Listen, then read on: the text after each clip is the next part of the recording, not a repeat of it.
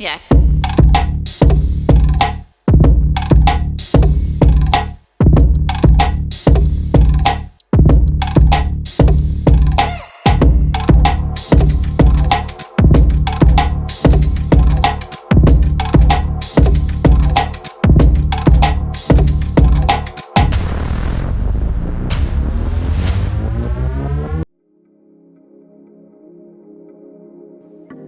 Greetings, everyone. My name is Tolisa Ngenge and welcome back to Dizzy World. And today we'll be chatting about Kill the Boer struggle chant, which the late ANC Youth League President Peter Mokaba clarified as changed in content on the basis of the situation in our policy. He says it has always meant the enemy as the system of white supremacy and has never meant any individual on the basis of this or that color. And he says even as we chanted the slogans during the armed struggle, they have never driven us to the houses of whites or farmers as individuals to kill them. So what has changed?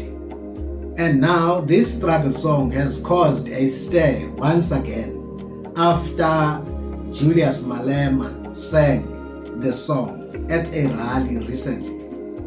And these news were brought to us by Clement Manyatela on SABC News, asking why the DA is calling for the EFF to stop singing the song, stating that earlier that day, on the 27th of March 2025, the Constitutional Court has dismissed the Afriforum's attempt with costs to reverse an earlier Supreme Court judgment and Equality Court before that, which found that the singing of this song did not constitute hate speech nor incite violence.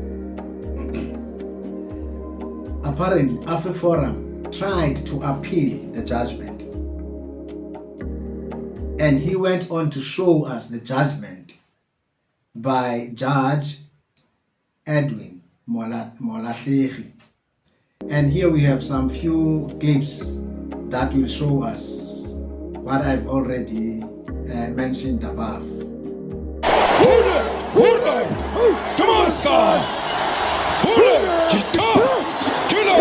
The question of Boer has changed in content on the basis of the realities of the situation in our policy. It has always meant the enemy as a system of white supremacy and has never meant any individual on the basis of this or that color. And even as we chanted these slogans during the armed struggle, they have never driven us to the houses of the whites or to the farmers as individuals to kill them. Now, what has changed?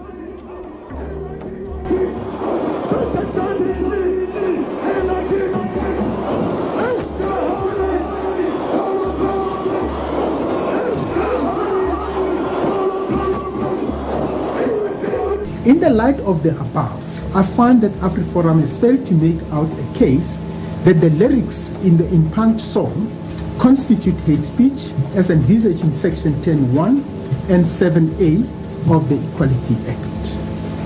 The order. In the circumstances, the following order is made. 1.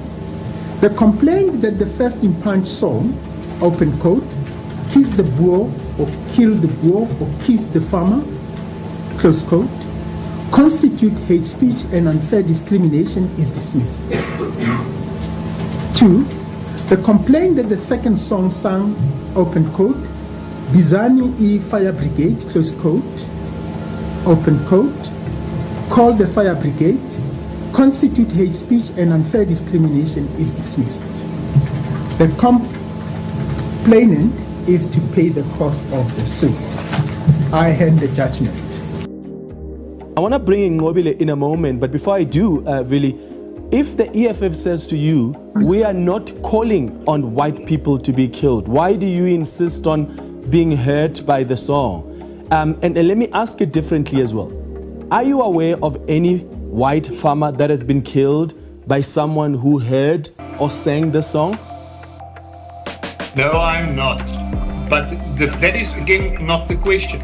The question is whether this contributes to nation building. And if the EFF or anybody says that this does, then I've got to ask myself, what is nation building? If nation building is threatening or singing songs that you know is definitely not working towards a cohesion in this country, then you've got to ask yourself, why are you doing that? And again, whether it's leading to a specific murder, that is not the question. One murder is too many. Whether it's a murder on the Cape Flats or a murder in Johannesburg or a murder on a farm. That really puts the matter to bed from the Constitutional Court, and help us understand what your context as the EFF is for singing the song. Good evening, Clement, to you and your viewers. First and foremost, what a nice way to end today's day. What a nice way to end Human Rights Month, whereby our victory was sealed in the Constitutional Court today with this delivery of this judgment on this matter. Now, in the contents of the EFF, we are happy that our courts are not seeking to erase the injustices of the past, and they are not seeking to make us to forget the injustices of the past. We sing this song in order as a way of protesting against forgetting the injustices of the past. We want to continuously remember, because the system that oppressed us during the apartheid, during colonialism, is still there. The systematic exclusion of black people from participating in the economy of this country is still happening to this day. Let's ask this question, Kali. When the EFF celebrated its 10th anniversary, you saw that that stadium was packed to the brim. After the chanting of that song, how many Afrikaners were murdered because of the chanting of that song? Well, of course, one can never say it was exactly because of that song, but one can also not say... But that's the argument that has been put forward. That is the argument. That there's no, but the court has said that there's no causal link. But it does not have to be the most recent. Let's speak about the most recent incident where, again, Julius Malema sang this song. How many Afrikaners were murdered because of the singing of that song? Well, there's on average one a week. I did not follow that. But for the same argument, you cannot say there wasn't any. But this is not our point. The law says you don't have to show that there's a direct link. And that is why these courts are biased. What you have to show is that it is hurtful. And yes, but that's what the court is saying, that just because it's hurtful, no, the court didn't say that. The court said just because it's hurtful, and it made reference to the Kwelani case as well, just because it's hurtful doesn't necessarily mean it's hateful. No, it is hateful, but of course, the fact is the court makes a mistake if it says you have to show there's a link.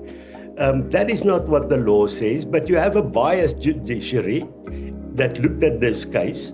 They are hell-bent on fighting the battles of the past, not protecting the dignity of Afrikaners. Okay. And that will now try and find all these arguments. So does this then mean that Afriforum will no longer take that Expropriation Act to the courts because these courts are biased?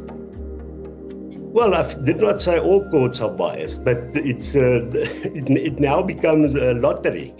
Which judge are you going to get? What is the judge's view in terms of their own ideology? Because we've now seen that they are not hesitant to use their ideology when they make a statement or make a judgment.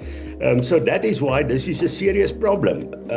If we don't have the protection of the courts and the Constitution, well, then we're on our own and we'll have to protect ourselves.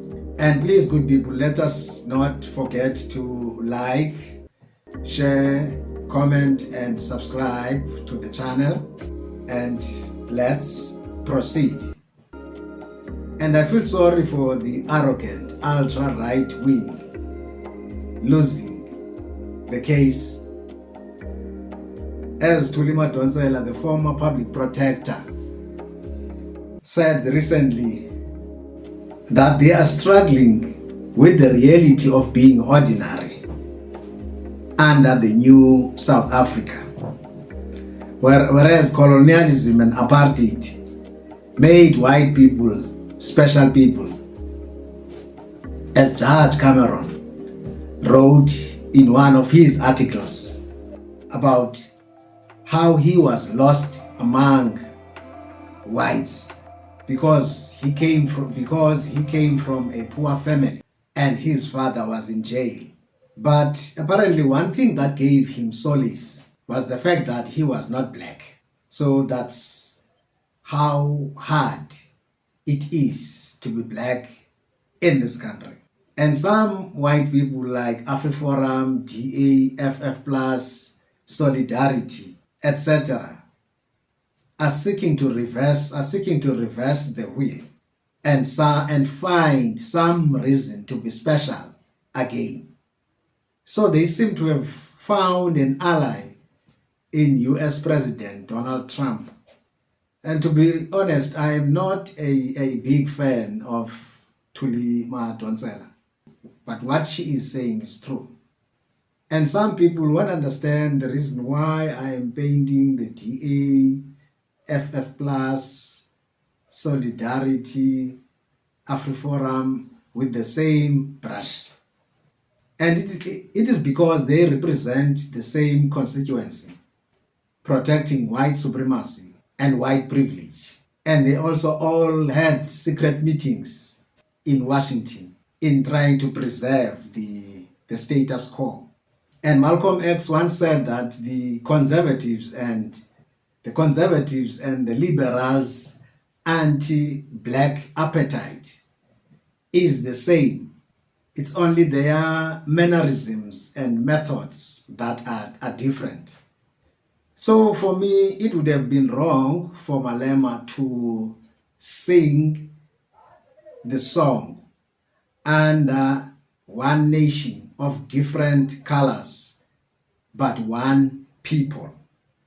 But under the current situation, which Dr. Arikana Chihombori describes African independence as a scam, where the West is keeping Africans poor through IMF and World Bank loans, corrupting our leaders and looting our resources. And South Africa is no exception. And lastly, and I think I understand why Fikile Mbalula is against singing the song. It's because he wants to appear and sound presidential, especially before the 2027 ANC leadership race. But Malema has won his case in court. He can sing any song, especially as long as Afriforum continues to provoke the indigenous people of this country with white genocide propaganda, and also the fact that we have not yet achieved total emancipation. So a luta continua or struggle continues. And he also on social media showed President Trump and Elon Musk. I think he has forgotten Marco Rubio. He showed them a middle finger saying, "Try me, boys." And I think President Trump would have been very impressed because President Trump likes middle fingers. President Trump doesn't like weak leaders. He doesn't like weak leaders. If you are a strong leader, you are going to get along with him very well. And good people, this is how we come to the end of today's episode. And please like, share, comment, and subscribe to the channel. And see you on the next episode. And cheers.